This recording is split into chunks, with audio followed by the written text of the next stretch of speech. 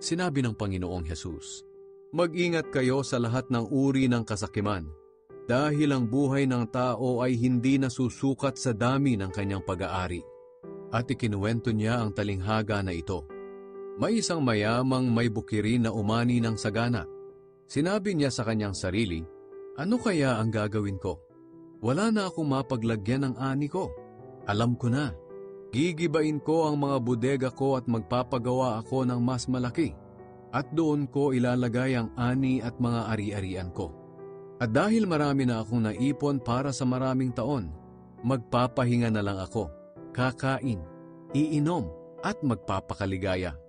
Ngunit sinabi sa kanya ng Diyos, "Hangal, ngayong gabi ay babawiin ko sa iyo ang buhay mo.